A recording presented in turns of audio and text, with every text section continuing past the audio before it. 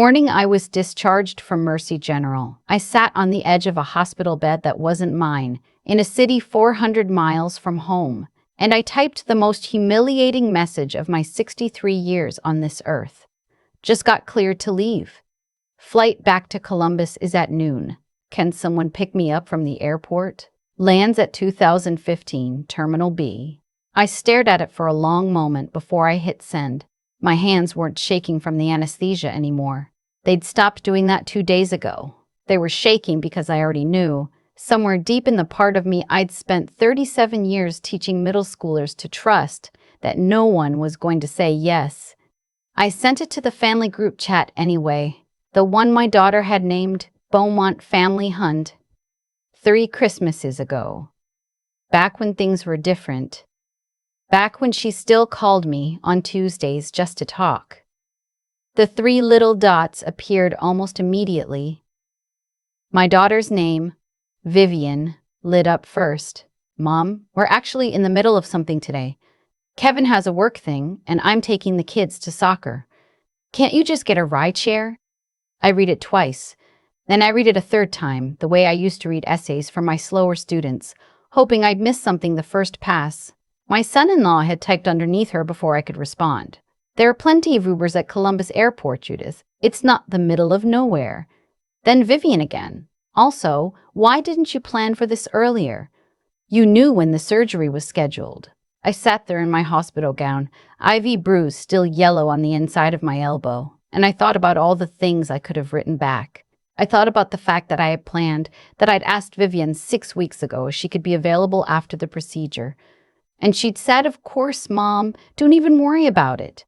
I thought about the Saturday 2 years ago when I drove 4 hours to watch my grandson's first Little League game, the one where he struck out twice and cried in the parking lot, and I held him until he stopped. I thought about the kitchen renovation I'd helped finance, about the down payment I'd contributed to their house, about 37 years of lesson plans and early mornings, and a pension I'd carefully built so I wouldn't be a burden. I typed back, "Okay." Just that. 2 letters. I set the phone face down on the bedside table and looked out the window at the Pittsburgh skyline. The surgery had been here. A specialist, the kind you travel for. Mitral valve repair. My cardiologist in Columbus had referred me to Dr. Hooper 18 months ago, and I'd done everything right. I'd prepared, I'd arranged, I'd told my daughter the dates. A nurse named Priscilla came in to go over my discharge papers, and she was so matter-of-fact and efficient that I was grateful for it. She didn't ask if someone was coming. She just explained the medications and the follow-up schedule and told me to take the elevator to the main lobby when I was ready.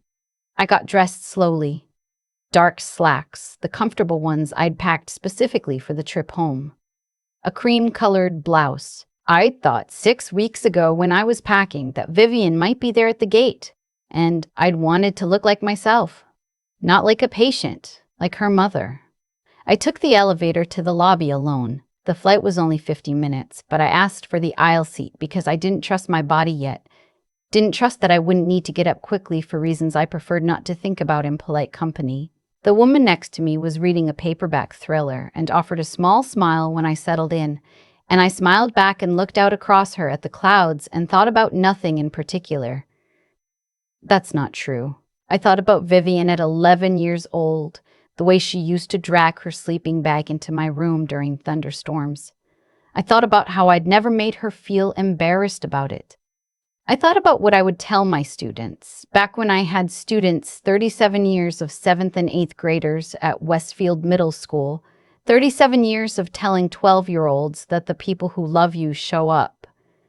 The woman next to me looked up from her book. First time flying after a procedure? I must have looked more fragile than I'd intended.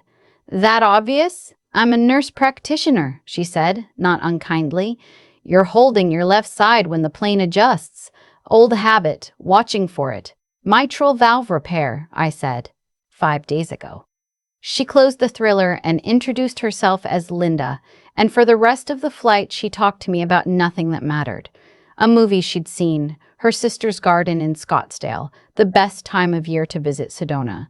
And I was so grateful I could have cried. Sometimes strangers are easier. They don't know what you're owed, so they can't fail to give it. Columbus Airport in February is not a place you want to linger. Cold comes off the glass and sheets, and there's always a smell of something: salt from the roads, coffee from the concession stands, that I associate specifically with waiting. I stood at the baggage carousel and watched for my suitcase, the navy one with the red ribbon tied to the handle so I'd recognize it. And when it came around, I hesitated because I wasn't supposed to lift anything over 15 pounds for 6 weeks. A man about my age stepped forward. "Allow me," he said, before I'd even opened my mouth. I blinked. "I'm sorry? Your bag." He nodded at the ribbon. "The red ribbon. That's yours, isn't it? You've been watching it go around twice."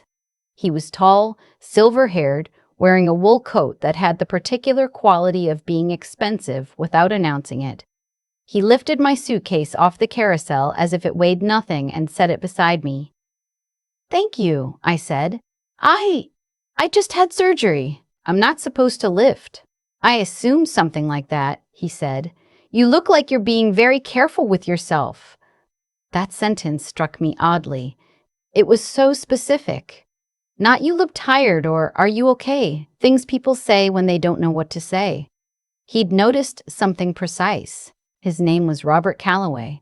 He told me that while we were both waiting for the rideshare pickup area to clear, apparently there had been a small fender bender outside and traffic was backed up. He'd been in Pittsburgh for a conference.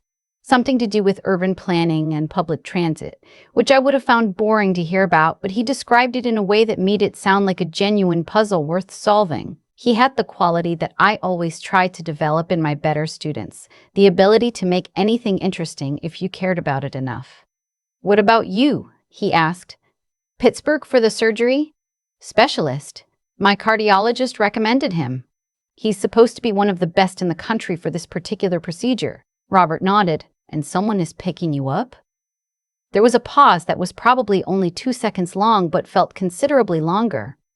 "I have the app," I said, which was true. I'd downloaded Lyft 3 years ago when Vivian had insisted. "Mom, it's easy, just in case." Just in case. As if she'd known even then that there would be a just-in-case situation and she would not be the solution to it. "I can drop you," Robert said. "I have a car waiting. My assistant arranged it." "Where are you headed?" I couldn't impose. "It's not an imposition. I have the car regardless. It seats 4 people and there is exactly one of me in it." I looked at him for a moment. 63 years old, and I still had the instinct my mother had drilled into me, the one that said, "You don't get into cars with strangers." But there was something about him. The directness, maybe, or the way he'd lifted my suitcase without making a performance of it, that made the instinct quiet. "Harcourt Hills," I said. "Near Westfield Middle School, if you know it." Something shifted in his expression. "Westfield? I know it. My nephew went there. Probably 15 years ago now." He paused. "Did you teach there?" 37 years, I said. "Retired 2 years ago." He smiled, and it was the kind of smile that arrives slowly, like it means something.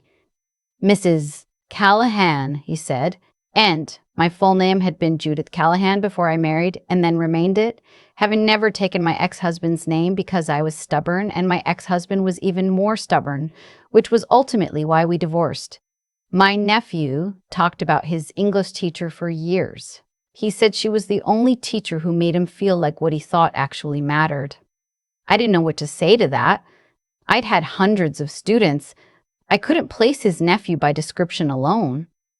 "His name is Owen," Robert said. "Quiet kid. Read a lot. You had him write a personal essay about something he'd never told anyone, and he wrote about being afraid of the dark at 14, and you gave him an A and told him honesty was braver than cleverness." I remembered Owen Calloway. Of course I did. "You remember the ones who are quietly drowning." "He became a writer," Robert said. "He's published 2 novels. He always said it started in your class." The car pulled up, a black sedan, clean and warm inside. I got in and Robert Calloway put my suitcase in the trunk and we drove through February Columbus and he told me about Owen's books and I told him about the essay and somewhere in the middle of it I forgot, briefly, that I had a phone in my purse with notifications I hadn't looked at. I looked at them when I got home. 44 missed calls. 11 from Vivian, 12 from Kevin, the rest from a number I didn't immediately recognize and then realized was Vivian's mother-in-law, Patricia, who had apparently been recruited as some kind of reinforcement. 9 text messages. I read them in order. Mom, Kevin's colleague mentioned something. Call me. Mom, is it true you got a ride home from Robert Calloway? The Robert Calloway? Judith? This is Kevin. Can you please call Vivian? She's worried about you. Mom, where are you? Are you home yet? I feel terrible, Mom. I should have been there. Can we talk? I set the phone down on my kitchen counter. I stood in my own kitchen for the first time in 8 days and looked at the yellow curtains I'd hung 15 years ago, and the coffee maker I'd had for 6 years, and the photograph on the refrigerator of me and Vivian at her college graduation. Her in a robe and cap, me with my arm around her, both of us squinting into the sun. I thought about what my mother used to say, Judy. People show you who they are when they have nothing to gain, and they show you something different entirely when they think they do. Robert Calloway was, as it turned out, the director of the Calloway Foundation, his family's philanthropic organization, which had in recent years made significant contributions to public school arts programs across Ohio, including 3 grants to districts in the Columbus area. Vivian's husband, Kevin, worked in development for a nonprofit that had been, according to the frenetic subtext of those text messages, hoping to apply for Calloway Foundation funding. That was who they'd been worried about. That was the work thing Kevin had on his plate. That was why, now that they thought I had some connection to Robert Calloway, my phone had 44 missed calls on it. I made myself a cup of tea. Decaf, because of the medications. I sat at my kitchen table in the winter quiet of my house, and I drank it slowly, and I thought about the fact that a man I'd met 40 minutes ago at baggage claim had been kinder to me than my own daughter had been in months. I didn't call Vivian back that night. She came over the next morning, let herself in with the key I'd given her years ago before I'd had reason to think carefully about that. She was carrying a dish of something, a casserole, from the smell of it, chicken and something with cream of mushroom soup. She set it on the counter, and she hugged me, and I let her, because she was still my daughter, and I was not made of stone. Mom, she said, I'm so sorry. I sat down at the kitchen table. She sat across from me. Kevin was not with her, which was perhaps wise of him. Tell me what you're sorry for, I said, not to be cruel. Because I needed to know if she understood. She was quiet for a moment. Vivian had always needed a moment when she was thinking seriously about something. This had been true since she was 4 years old, and I would ask her what she wanted for dinner, and she would go away and come back with an answer, as if she'd consulted some internal committee. For not being there, she said. For making you feel like you didn't matter enough for us to rearrange one Saturday. One Saturday, I said.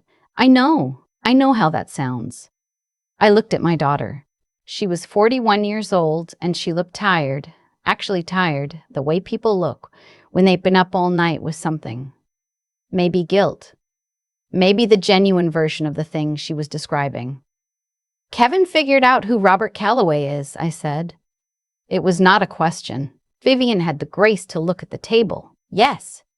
And that's why there were 44 missed calls. She didn't deny it. I gave her credit for that. It started that way, she said quietly. But, Mom, I was scared. When I thought about you in a car with a stranger, after surgery, you weren't scared? I said gently but clearly. You weren't scared the day before, when you told me to call a rideshare. You weren't scared while I was in Pittsburgh for 5 days. You became concerned when you thought I had access to something useful. The silence between us was the kind that either breaks things or starts the process of repairing them, and I genuinely did not know, sitting there in my kitchen with my decaf tea and my daughter's casserole on the counter, which one it would be. I love you, Vivian, I said. I am your mother, and that is not going to change, but I need you to understand something. I waited until she looked up at me. I spent 37 years telling children that what they thought and felt mattered. I cannot spend the years I have left feeling like I don't. She was crying by the time I finished. Quietly, the way she'd always cried, Vivian had never been a dramatic crier, had always treated tears as something slightly embarrassing that the body did against her better judgment. "What do you need from me?" she asked.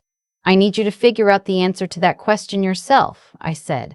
"That's the work. I can't tell you what showing up looks like for you. I can only tell you what it felt like when you didn't." She stayed for 2 hours. We talked about other things eventually. My medications, the follow-up appointment, her kids, what they'd been doing in school. Before she left, she hugged me again at the door. And this time I held on a little longer.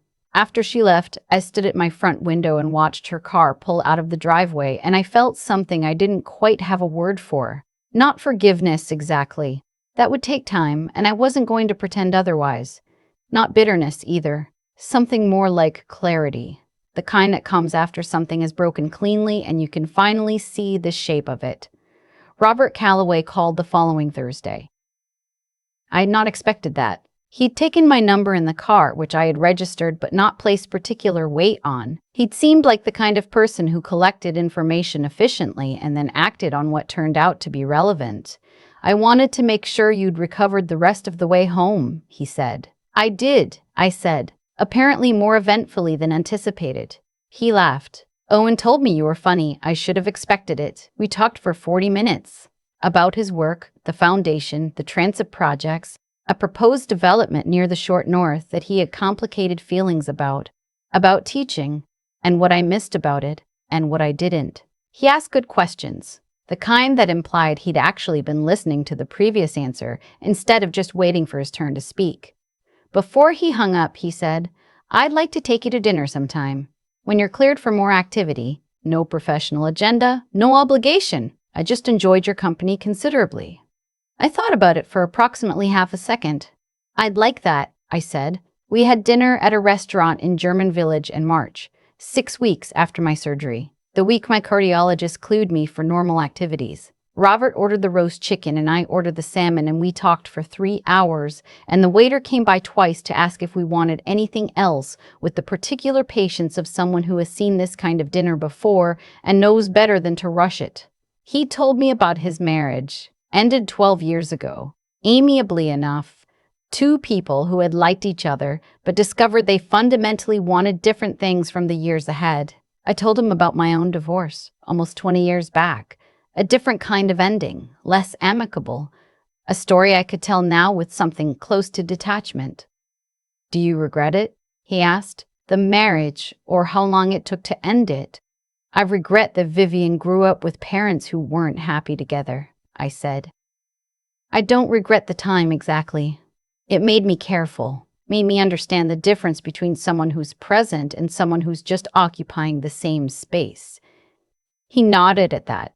And there was something in the way he received it, not just heard it, but actually took it in, that made me think we might understand some of the same things. It was not love at that dinner. I want to be honest about that. I am 63 years old, and I have lived enough to know the difference between the beginning of something real and the performance of romance. It was something quieter and more serious. The recognition that this person's company made the world feel slightly more ordered, slightly more worth navigating. I drove home alone because I had insisted on it. I sat in my driveway for a moment before going inside in the dark in February's last gasp, and I thought about all the ways a life can turn without warning. The surgery I'd been afraid of. The empty group chat. The baggage carousel. My phone buzzed. A text from Vivian. "Hope you had a good night, Mom. Love you." I sat with that for a moment. Then I texted back. "I did. Love you too." Then I went inside and made decaf and sat at my kitchen table and thought about the fact that at 63, I had driven myself home from a good dinner with a man who asked real questions, and my daughter had texted to check on me, and I had a follow-up appointment on Friday that I expected to go well, and somewhere in the city Owen Calloway was writing his third novel, and none of this had been the shape I'd imagined my life taking. But there I was, still here, a narrative of my own. And I had decided, sitting at that kitchen table in the quiet house I'd chosen and paid for and filled with yellow curtains and old photographs and 37 years of students who'd grown into strangers and sometimes friends, that I was not done writing it. I've been thinking about cause and effect a lot lately, not in any grand philosophical way, just the ordinary, quiet version of it that you start to notice when you've lived long enough to watch things come back around. I spent 37 years teaching children that actions have weight, that what you choose to do or not do lands somewhere. It doesn't disappear. I said some version of that to 12-year-olds in every form I could think of, through essays, through books, through the small daily moments when I asked them to be honest instead of clever. I believed it. I still do. What I didn't expect was to be sitting in my own kitchen at 63, learning the same lesson from the other side of it. Vivian made a choice the morning I was discharged from Mercy General. She had a window, a clear, simple opportunity to show up, and she calculated in whatever way we all calculate when we're busy and distracted and telling ourselves the story we need to tell, that it wasn't worth it. That I would manage. That just use Lyft was a reasonable thing to say to your mother 5 days after heart surgery. And I did manage. That part was true. But what she didn't account for, what I don't think she'd considered at all, was that the world doesn't stop moving while we're busy not showing up. Robert Calloway was at that baggage carousel because life put him there. He helped me because that's the kind of person he'd spent his life becoming. Owen had grown into a writer with 2 published novels because someone, years ago, had told him his honesty was worth something. These things were all already in motion long before Vivian sent that text. The 44 missed calls came because Vivian and Kevin realized too late that the woman they'd left to fend for herself at the airport happened to know someone they wanted access to. That's the part that stings, if I let it. But what I keep coming back to is this. Robert didn't pick me up because I was useful. He picked me up because he noticed I needed help, and he had the capacity to give it. There's a difference, and it matters, and most people know it when they feel it. I think about what I tell a student in Vivian's position. If she'd written this story as an essay and handed it to me, I wouldn't be unkind. I'd say, look at what you were optimizing for in that moment.